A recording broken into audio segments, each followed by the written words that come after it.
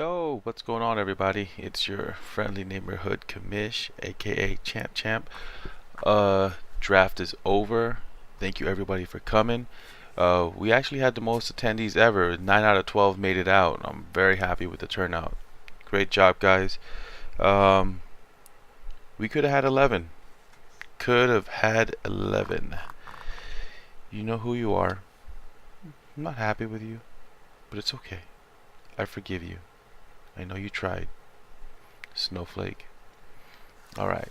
Today's podcast, like I said, I'm trying to get things out Monday night. It's a little later, but I'm going to do some draft grades real quick. I don't want this to be too long, I got shit to do tomorrow. But also, I want to do some draft grades for you guys, do best value picks, talk about some biggest reaches, also a couple of tips for the rest of the season, and that's it. Alright, let's get it started, man.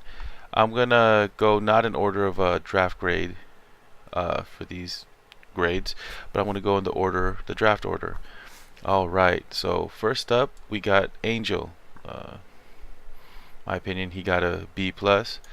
He has a lot of potential on this team right here.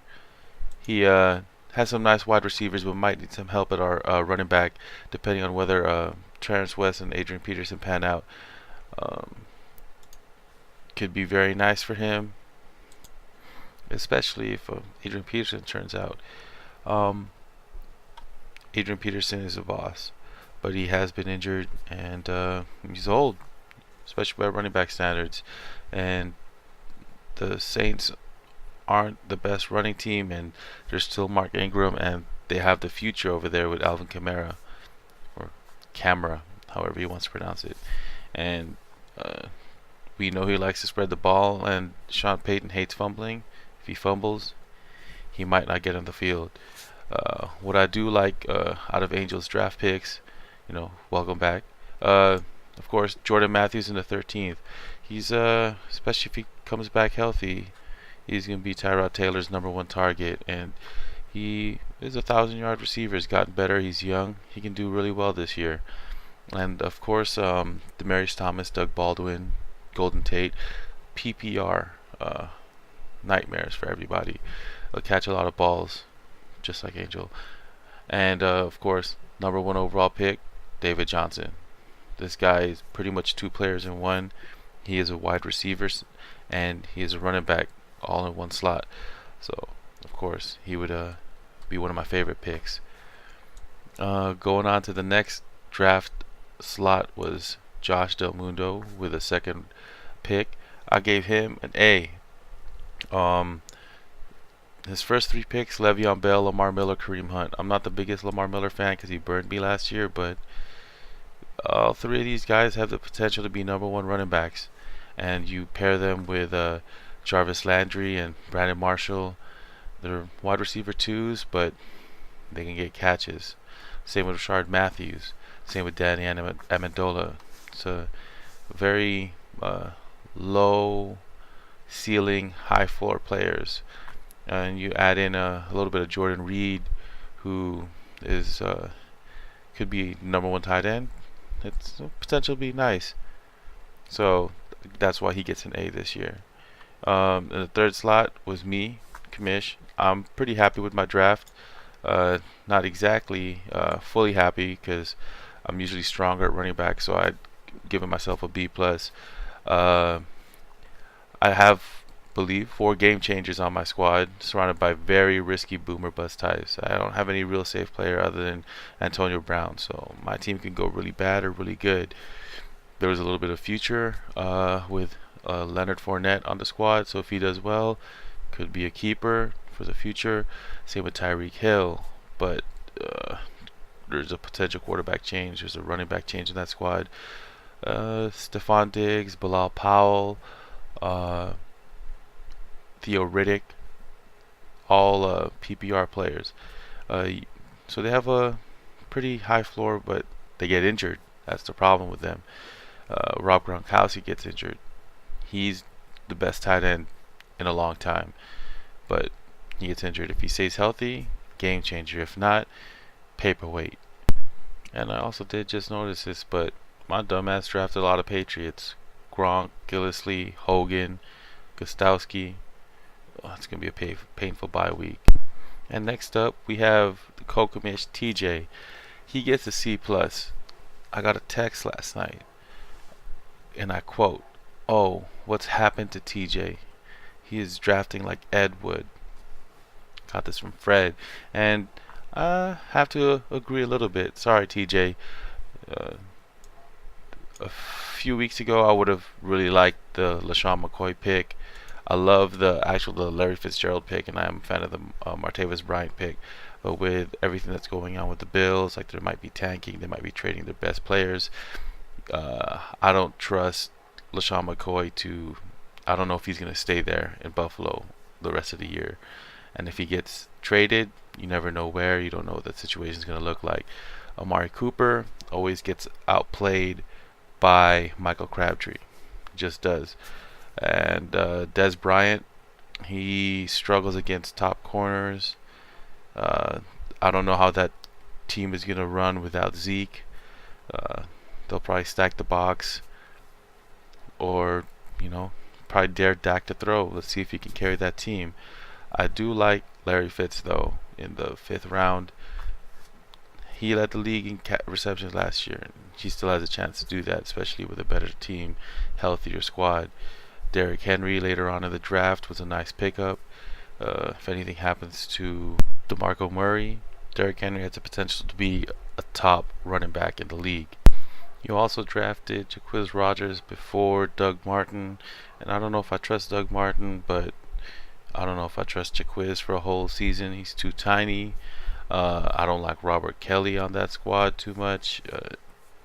It's a lot of uncertainty at running back for TJ's squad. I do like Kenny Galladay, Kenny G.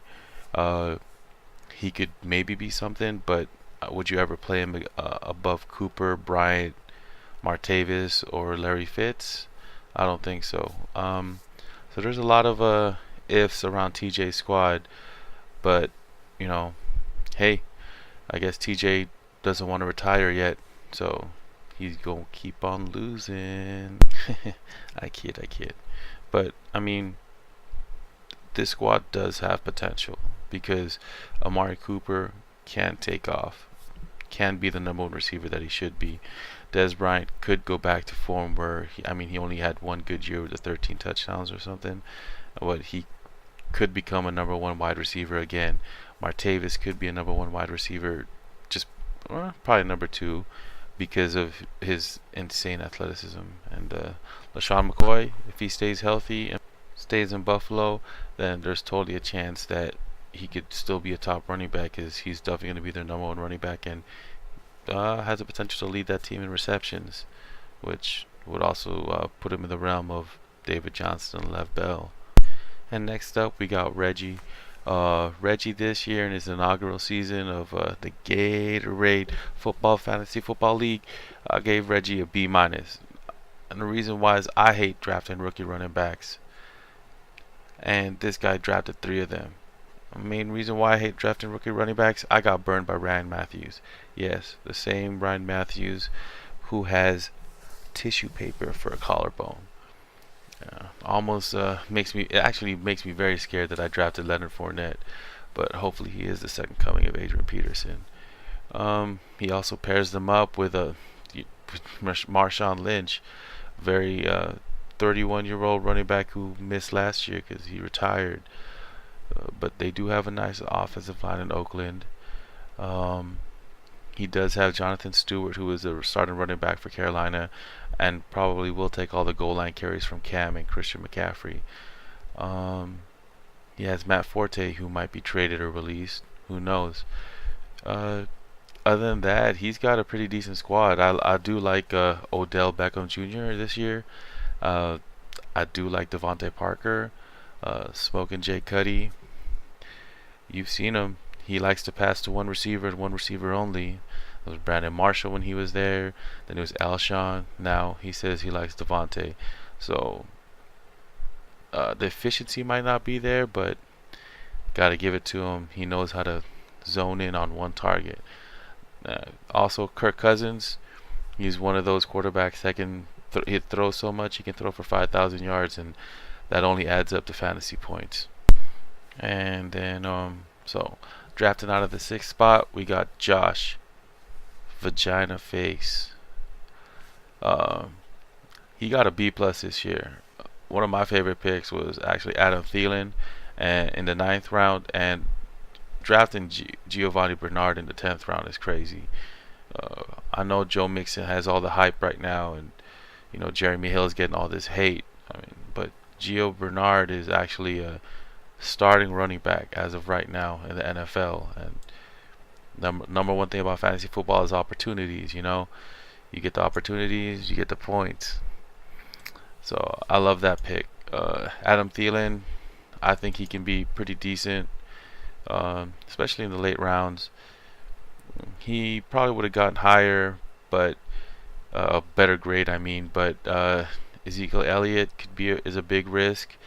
He got Alfred Morris, who I don't think is going to be their number 2. I think it's going to be Darren McFadden personally. He also drafted LeGarrette Blount, and last I heard, they were trying to run zone and sweeps with LeGarrette Blount. Why would you take the fattest running back in the NFL and try to run him off tackle? That's not his job. So I don't think they're going to use him right in Philly. They even thought about cutting him a couple weeks ago. So we'll see. He's not on the Patriots anymore. Tevin Coleman could be nice, especially if something happens to Devontae Freeman. Of course, Julio Jones.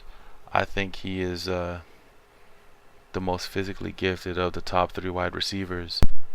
And of course, Josh gets a really big bump on his grade because he had drafted Timothy Evelyn Brady. This guy is the best quarterback of all time. He wins, and he makes loser wide receivers great. Look at Brandon LaFell. That dude was relevant for a little bit. I never bet against him, so he could end up being the best quarterback this year. He almost was in 12 games the other year, so never count him out. And I know I talked about Tevin Coleman a little bit, and that brings us to our next owner, Corey, drafting out of the 7th spot. He got a low grade with me this year. He got a C minus. Devontae was nice, the starter over Tevin Coleman, but he picked up a QB in the 2nd round. At least it was A-Rod, but I'm of the mind that you draft a QB late, and at least not in the 2nd round. I don't think anybody was going to reach for him. I think because he was drafted in the 2nd, that Tom Brady was drafted in the 3rd, and all the people got scared and drafted Cam Newton way too early. Drafted everybody. Quarterbacks ended up going way too early. At least the top ones did. Also, like his number 1 wide receivers, Terrell Pryor. I liked him in Cleveland. I like him this year in Washington better, but I don't think he's the number 1 wide receiver. Maybe the back end of the ones. And you also got Kelvin Benjamin. That dude, I don't know. I don't think he's going to be that good. I don't think Cam is as good of a passer. I don't think he's going to be able to throw enough to sustain a number 1 wide receiver in the league. Yeah, he did it 1 year, but it was when he caught 14 touchdowns. And I think Cam is going to have a lot of dump offs. That's the point of him getting Christian McCaffrey. They're going to go with shorter routes. I think Greg Olson's going to have a bigger year. And I just don't think Kelvin's that good. He's a big body, and they have a bunch of big bodies, so I don't think he's going to do anything special. Another pick that he had was Doug Martin, who was actually drafted after Jacquizz Rodgers this year. And Doug Martin has proven to be a good running back, to be a number 1 running back, but he has also proven to be injured and inconsistent. So you never know which muscle hamster you're going to get year to year. But we'll see, I guess. And also, dude, who the fuck drafts Eli Manning? Come on, Corey, dude. You used to be a champion in this league. You're better than that, bro. You're better than that. And speaking of better than that, up next, we have the one and only Tracy Self. I'm actually pretty happy what Trey did this year with his little video with the midgets wrestling. I hope all you guys saw that on the Smack Talk, right? You guys got that email? If not, check your emails. Trey had sent a beautiful video with his face on it, talking shit to you losers. Um, I encourage that. If you guys want to start talking shit, I do. I talk about dick sucking a lot. You know, clean fun. You know, keep it PG. But I got a text from Trey this morning. Like, damn, do you fuckers hate me that much? I guess he didn't like how we auto drafted him this year. I mean, he ended up getting 3 proven players in the first 6 rounds with Jordy Nelson, DeMarco Murray, and Danny Woodhead. Those guys, year in, year out, do it, and they do it well. T.Y. Hilton, also nice. Isaiah Crowell, a lot of potential. Emmanuel Sanders, uh, not the sexiest pick, especially without Peyton Manning throwing him the ball anymore in Denver, and Trevor Simeon probably shouldn't be in the league as a quarterback, but I mean, what can you do? He still gets points. Uh, Cam Newton was drafted for him, and I was talking shit about him earlier, but uh, auto draft, man, what can you say? Uh, Zach Ertz, actually, I think that's a good pick. Zach Ertz and Jeremy Macklin in the mid rounds. I think those guys are going to be PPR gold this year. Kenny Britt had his best year. Moves on to Cleveland, where he's the #1 wide receiver. I think Corey Coleman has a little bit more to catch up to. Um, he also has Thomas Rawls drafted in the 12th round. I think he can actually be a sneaky pick. You never know with Pete Carroll who's actually going to be the #1 running back on that team. I don't think Eddie Lacy has anything else left in the tank. Cheeseburger Eddie, they said he's been meeting his weight requirements, but you never know, that guy gets hurt. He plays a brand of football where he is going to get hurt. And Thomas Rawls, yeah, he has his injury questions and concerns too, but he has a chance to be their #1 running back and maybe capture that magic that he had a couple years ago. And you got him in the 12th round literally for free. So, yeah. And Trey, sorry about the auto draft, man. We tried to do our best. It wasn't just me drafting for you guys, for any of the auto drafters. It was a group effort, like always. And up next in the 9th spot, we got our resident ginger, Jordan. Jordan this year got a B minus. I think he did a decent job this year. Of course, middling. I do like the picks of Mike Evans, especially because he saved me last year, and Michael Crabtree. I think those guys will end up being a very nice duo of wide receivers with the big play potential of Mike Evans and the safe high floor that Michael Crabtree brings in the PPR league. Jimmy Graham in the 5th is a big reach. He does have the potential to be a game-changing tight end. I don't know anybody else other than him and Victor Cruz, who came back from like a patellar tendon injury the way he did. Was that it? The patellar tendon, his knee, were disconnected from his body. And if he does end up being as healthy as he was last year, which he played all games, he just got fatigued. I think he has a chance to do really well, especially if Russell Wilson stays healthy this year.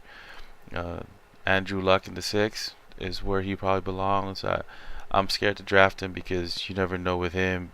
He likes getting tackled, and with a bad shoulder, he's just one hit away from fucking it up again. But he did back him up with Tyrod in the 15th. Tyrod is a decent running back, quarterback because of his running skills. So it's a nice pickup. Hopefully he can last for the first 4 weeks before Andrew Luck comes back and warms up. One of the other problems that I had with Jordan's draft and why he only got a B minus instead of probably a B plus, that he was one of only 2 people to draft both their kicker and their defense before one of the last 2 rounds. He did get Justin Tucker, which is always a nice player, and the Texans defense, who have the potential to be probably the best defense out there with Jadeveon Clowney and JJ fucking Watt on that line with Marcellus Whitney. But kickers have been nerfed this year, guys. So, you know, the kicker should have been probably the last pick because Justin Tucker kicking 50-yard field goals isn't going to make a difference when all field goals are going to be worth the same amount of points. But, alright, Jordan, it's okay, man. Maybe next year, dude. Or the year after that. You know, one of these days, I think you can do it. And I just realized that this podcast is already at around 20 minutes. So for the next 3, I'm going to try to speed it up a little bit, stop saying so much, and go through the best value, biggest reach and stuff. All right. In the 10th spot, we got Fred. And Fred was supposed to be at the draft, but he wasn't able to. Still got a good grade. He got an A-, and I really like this draft this year. AJ Green is one of my favorite wide receivers. This guy's uber talented and has a quarterback that loves to throw to him and will continue to throw to him. He would have gotten his 5th or 6th consecutive 1,000-yard season if he didn't miss the last game. Jordan Howard, workhorse, and Ingram is still the most talented running back in New Orleans right now, I believe. He also got Frank Gore, who's like the quintessential running back 12. This guy is never aging and never gets injured. And he even backed up each of his running backs with all their backups, with Alvin Kamara, Marlon Mack, and Tariq Cohen. One of the biggest things that Fred did this year was draft DeAndre Hopkins and Alshon Jeffrey in the 3rd and 4th round. While they haven't done that well the past couple years, especially with Alshon being always injured and DeAndre not having a real quarterback, fucking Brock Osweiler, they do have the potential this year to turn that around, and they have proven to be number 1 wide receivers before. So if they ever regain that form, they can you can have a really nice squad with 3 top wide receivers and just a slew of good running backs and have their backups. The worst pick he probably got this year was Paul Perkins, because Paul Perkins sounds like a guy who does your insurance in March, because he is a horrible running back. What college did that loser go to? Not sure. Don't care. He sucks. And speaking of sucky colleges and Paul Perkins, in the 11th spot we have Mikhail. Mikhail actually had a good draft this year, like usual. He finds a way to fuck it up during the season, though. I gave Mikhail an A this year. He drafted a lot of youth, and Russell Wilson's actually, his starting quarterback, but is also his oldest player behind Darren McFadden, who's just a stopgap player. He's going to have a hard decision by the season end on who to keep, especially if he keeps all these people. Melvin Gordon, Christian McCaffrey, and Amir Abdullah lead his running back crew, especially with Darren McFadden, who gives him a lot of cushion for the first 4 weeks, 6 weeks, depending on how long Zeke is suspended. He also drafted Michael Thomas, Devontae Adams, and Allen Robinson. These guys have already had number 1 wide receiver seasons, so that's another strong group that he has. He also has a Seahawks defense, which is not a lot better with Sheldon Richardson on that line.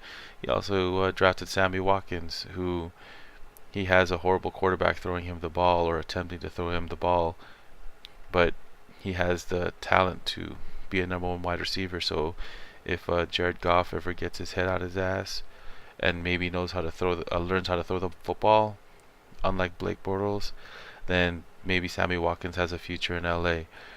A sneaky pick that he got was actually John Brown in one of the later rounds, and also I believe Marcus Mariota.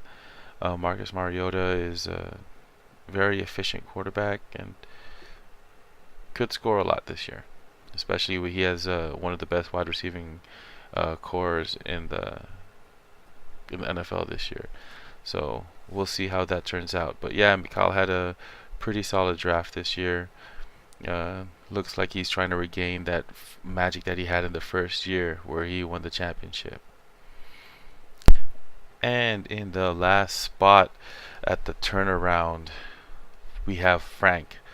Frank found a way, even though he was going to have two players in the top 13, he found a way to fuck this up. He got a C minus. Jay Ajayi, I like him, even though he got a third of his rushing yards in 2 games against the Buffalo Bills, who blow donkey balls and are trying to now tank this year by trading with other good players. But he's their number one running back, and because of him, their passing game became more efficient, even though they had Ryan Tannehill as their quarterback. I believe that Ty Montgomery actually is going to be his best running back this year, just due to the fact that he has proven that he can play running back, and he also proved that he could catch 10 passes a game out of the backfield with Aaron Rodgers. So in PBR, that's going to be nice. My problem with his draft is I don't trust Brandon Cooks. He's never been consistent, and he left a Hall of Fame quarterback who shared the ball around for a Hall of Fame quarterback whose coach game plans the offense accordingly. He can easily just throw to Gronk all game, or give the ball to Mike Gillislee all game, or just dump offs to Dion Lewis and James White all game. Or, hey, just throw it to Amendola because he has consistent hands, and he gets injured all the time. Or Chris Hogan, who's their deep threat. Or, yeah, they can have one game. Hey, let's get Brandon Cooks the ball. But Brandon Cooks has never been the type to be consistent, and I just don't trust him in the second round, especially at the very beginning of it. I do like Matt Ryan. I do think he's still going to be good this year. But then picking Matt Ryan and then Jamison Crowder, and then right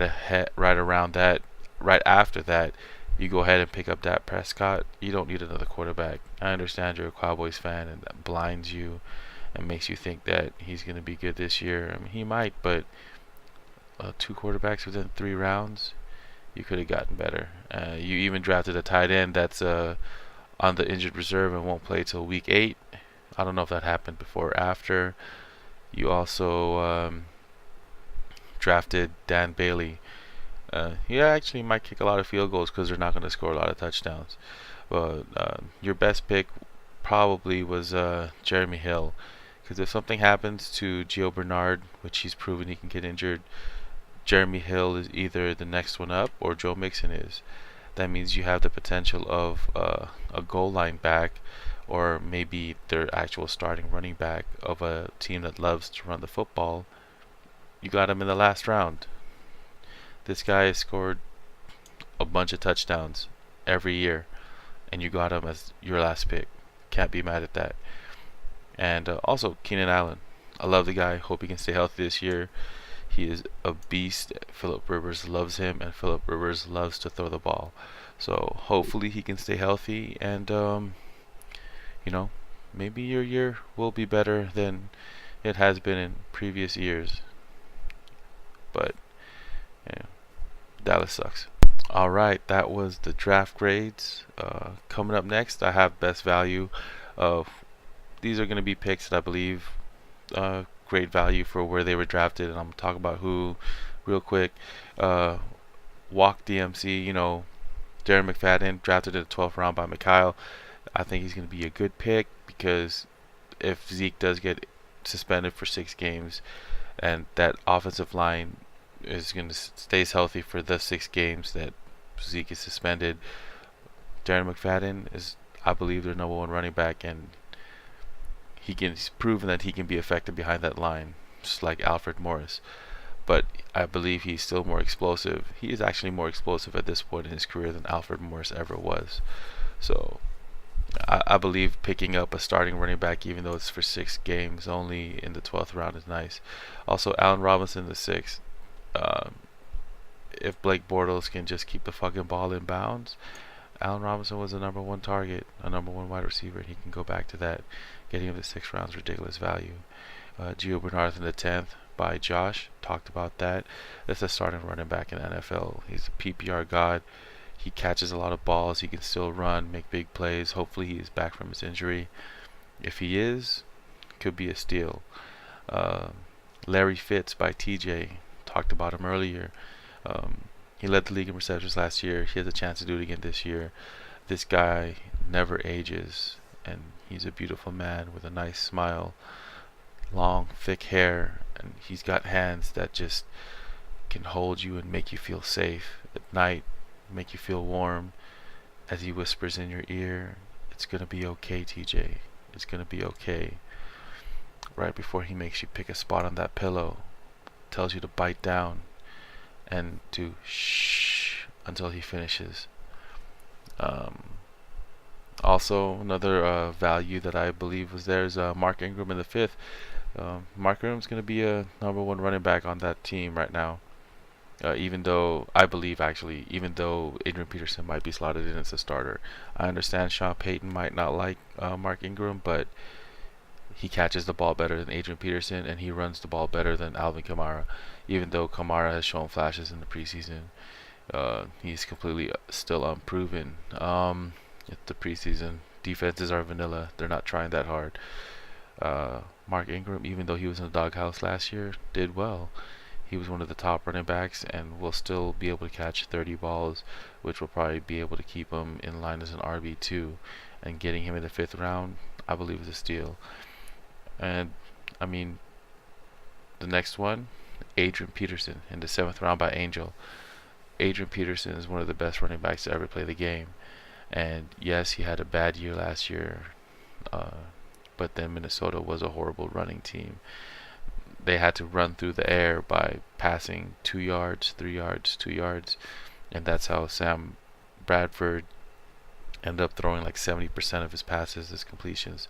If Adrian Peterson comes back and bounces back like he has in past years, he has a chance to be the best running back on this team, and he could no doubt be an RB1, especially he's never had a quarterback like Drew Brees, and he's never had a passing game or an offensive coach like Sean Payton.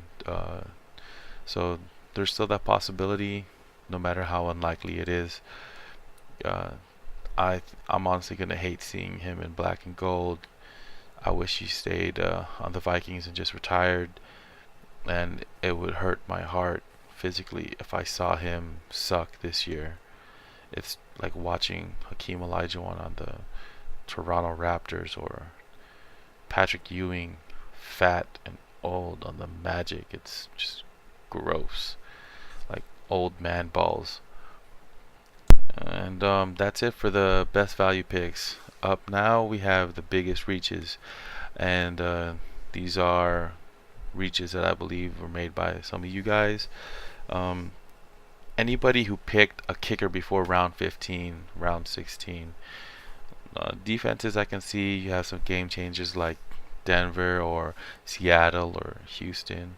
But if you picked a kicker before 16 or 15, yeah, you're reached, man. Just come on, guys. You're better than that. You're better than that. Be better. Be better. Kelvin Benjamin in the 5th round by Corey. He's only got 1 year where he scored 15 or 14 touchdowns, and Cam doesn't throw that often, and I don't know if he's gonna ever regain what he did before he hurt himself. And he had a decent year last year, but I don't think he's gonna be that good. And he was drafted in the 5th before Allen Robinson, who I think is much more talented and has a better chance of regaining his form. And he was drafted before Emmanuel Sanders and Brandon Marshall, who are proven commodities in PPR leagues and just the leagues in general. I think actually Brandon Marshall's going to have a good year this year.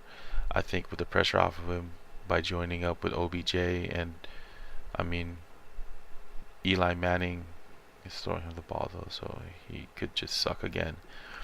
Alfred Morris was drafted in the 8th by Josh. I said he could be a decent pick or a decent player, but he was drafted before Jonathan Stewart, who was an actual full-time running back, before Theo Riddick, who is probably the 1B to Amir Abdullah's 1A on Detroit, but he is a PPR monster, catches balls with his mouth. Duke Johnson, I think they said he's going to play out of the slot this year, so he has a chance to become really big value for anybody who drafted him. I forgot who that was.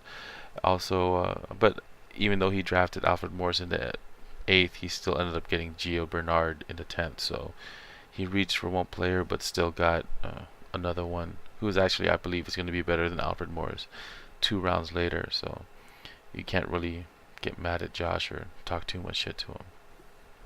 And like I said earlier, I think Jimmy Graham was a bit of a reach by Jordan in the 5th round, but I do see the potential there, and it was and is enticing to draft someone like him, because you've been able to see what he can do with someone like Drew Brees and someone like Russell Wilson, who early in the year last year used him very well, and Jimmy Graham was able to use his body. And if he ever goes back to form pre-injury, or even at least even 80% of that, then I think Russell Wilson will be happy to have the best receiver he's ever had since he's been in the NFL.